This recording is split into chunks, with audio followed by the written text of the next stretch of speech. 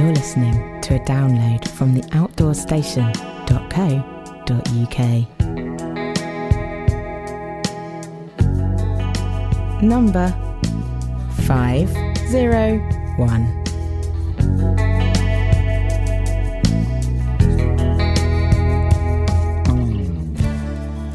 Hello and welcome back to the Outdoor Station. Well, now all the fuss over the 500th podcast is well and truly over. Let's get back to what we do best, talking to people with a love and appreciation of the outdoors. The day after I launched number 500, a regular listener, Lee Wagstaff, wrote to me and said, "My wife works in a local primary school and arranges and teaches all things outdoor. This can be canoeing, stream scrambling, outdoor trekking, etc. She recently told me of a local charity called the Thomas Thayer Foundation in Buxton. They are all about recycling outdoors kit and clothing in order to raise money to build an outdoor centre. If you have a read of the Foundation's website, all will be explained, but I thought they may well be worth interviewing on the show, as it's covering the environmental aspects with regards to reuse rather than replace or put in landfill." So I contacted Chris Thayer, one of the founders of this very small local charity, and she explains how it all started following the sad death of her son, Thomas. Incidentally, all the links to everything discussed on this podcast can of course be found over on the show notes on theoutdoorstation.co.uk.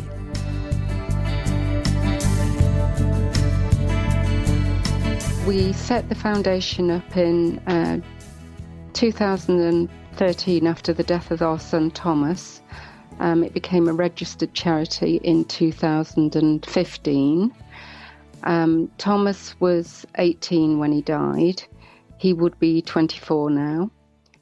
He died as a result of a fall. He was on a hill quite well known in the local Peak District area called Park House Hill. And he died as a result of falling from there. Before his fall, Thomas was very much involved in our local running club, Buxton Athletics Club, which he joined because he had additional needs. And we found that the exercise really helped Thomas to have better physical skills, but also help with his confidence and his communication. So we set the foundation up because we wanted to support other people, young people like Thomas, who had additional needs, and give them an opportunity to do outdoor activities, but in a safe environment. Thomas was really, really very kind. Never did anything sort of bad in his whole life. And the other reason for doing the charity is we want to do something in his name, because he was just really kind. Now, looking on the website, I see that he had dyspraxia and ADHD. For people that obviously hear those terms in the news on a regular basis or irregular basis, what actually is it like to live with somebody that has those symptoms? Well, Thomas, the dyspraxia element of his issues meant that he had coordination problems when he was small. So, for example, one of the things he would have done if he was walking along, he might be touching a wall to sort of get stability, to feel balance. He had hyperflexic joints, which meant he was very bendy. That's the best way I can put it. So sort of his fingers could bend back. And we did a lot of exercises with Thomas to strengthen his muscles and to help his coordination. The mental element of dyspraxia is that there's an element of confusion. So the way I tend to think of it is if you are a person with dyslexia, you have word confusion, whereas Thomas had confusion in comprehending things. So he would take things very literally, for example. He would take everything on face value. He needed quite a lot of support. He could be quite robotic, so if he did something, he would do it repeatedly and do it well. But he needed support, he needed guidance. They tend to class attention deficit disorder and attention deficit hyperactivity disorder now as all as ADHD or ADD. So for Thomas, he found it difficult to concentrate, or he might even over concentrate on something. So he could get quite fixated on something, or he would find it difficult to concentrate. But he didn't have the hyperactivity element of, I guess if you could imagine a small child who can't sit still, Thomas wasn't like that, but he would fidget a lot, but he wouldn't be running around doing anything too manic or too difficult. And at what sort of stage or what sort of age did you become aware that outdoor activities and running was of benefit to him?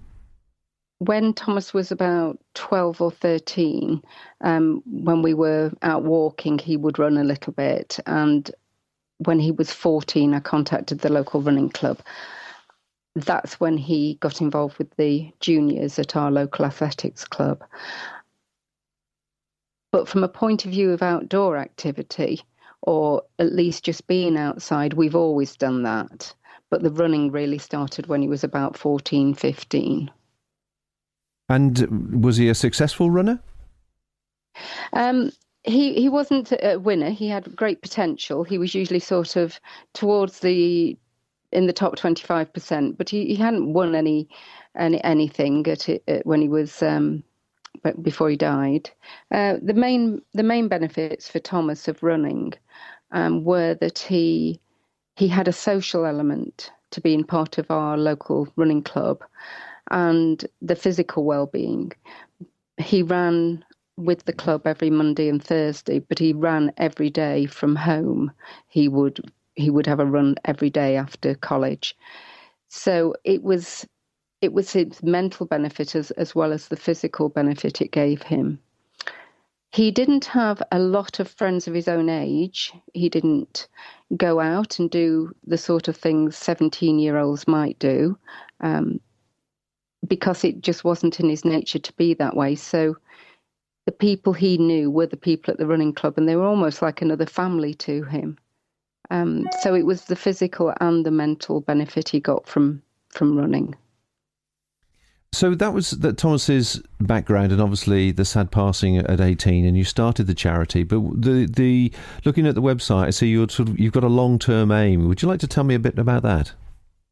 Yes, we're looking to build a lodge. We call it a lodge. I could really describe it as a small sort of cottage-type building at Whitehall Outdoor Education Centre, which is on the outskirts of Buxton in the Peak District.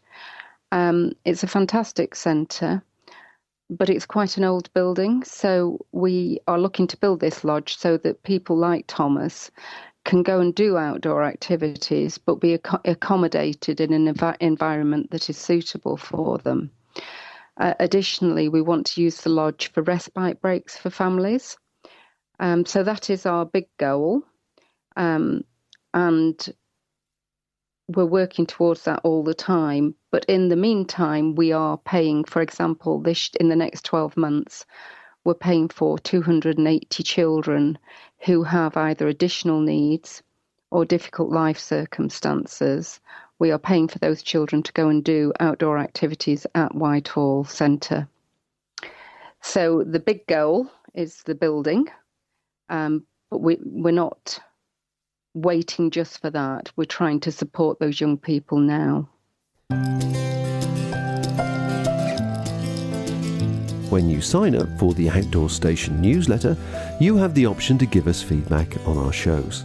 You also have the opportunity to suggest people of interest you would like to hear more about. You can also suggest UK campsites which you feel may be unique, and cottage manufacturers who would appreciate a little exposure to a wider audience. The Outdoor Station. Sharing the passion, appreciation and understanding for the outdoors world.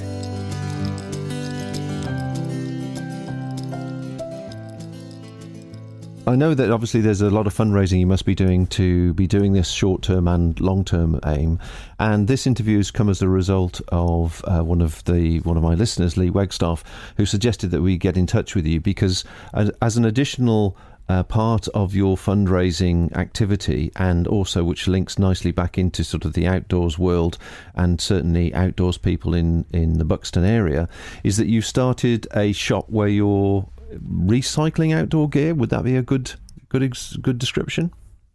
Well, we call the shop, it's an outdoor charity shop. So it's a sports and outdoor charity shop, rather. So it is a charity shop, but we only stock sports and outdoor clothing and equipment. So we have everything that's related to the outdoors, from running gear through to cricket, horse riding. If it's anything to do with outdoors or fitness, we're stocking it. It is a charity shop, so it is donated items. But we get fantastic items. We get brand new walking boots. We get all sorts of things. And I think one of the primary aims of the shop was we needed a shop front for the charity. We needed somewhere to develop the local awareness of the charity. So it's almost that the primary aim of the shop is to develop our local awareness, and the selling of the clothing and equipment is how we're doing that. What we particularly like about the shop is that we get a lot of families in, and as we all know, children grow very quickly out of all their clothing and equipment. So, they're able to pick up things which are cost effective as well. So the shop's lovely. It's absolutely beautiful. We have a wall of pictures in the shop which shows all the fundraising that people have done for us, wearing our yellow charity T-shirt tops, our technical running tops. So yeah, that's what the shop is all about. And we would like to open another one in the future if we can find a suitable premises, because it's been very well received. So for all the outdoors people listening to this who, like me, are complete and utter gear monsters and can't help but gather far too much stuff until the partner in your life says, you can't buy that unless you get rid of this, how would they send or be able to send any items they have to you or to your shop? Because we're only a small charity, we can't really collect anything, so we are reliant on people bringing things to us. But they can contact us at the shop. They can ring us. I can give you the phone number if you want. Would you like phone number, or probably because people will be listening to this as they probably commuting or whatever, the website would be good, and also I'll put a link to the website and the telephone number if you wish in the show notes as well. Yes, sure. The website is www.thomasthayer.foundation.org.uk, which is quite a mouthful, I appreciate.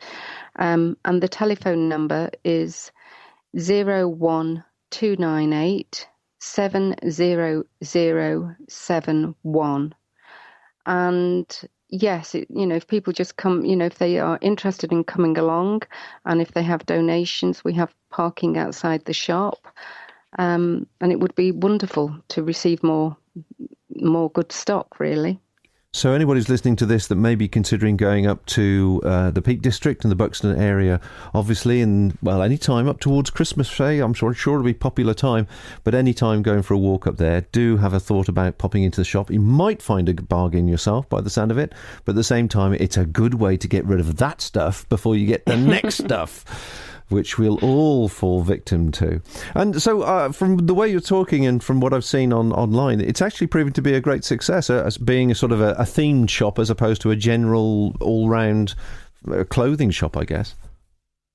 Yes, it's a bit of an old saying, isn't it? But if we had £1 for everybody who came in and said, wow, what a great idea this is, and wow, we've never seen a charity shop like this before, then we'd probably be well on our way to raising the money for the Whitehall Lodge. It really is. it's quite unique, and we really love it. And the local people are very supportive. But even not just the local people, we have a lot of visitors to Buxton, with it being in the middle of the Peak District. We get a lot of people who are away for a walking weekend, or they've come to do outdoor activities, and they're loving the shop as well. And so the shop's proving to be a success. I don't think you told me how long the shop's been running. We opened in January 2017, so we have been open nearly 2 years now.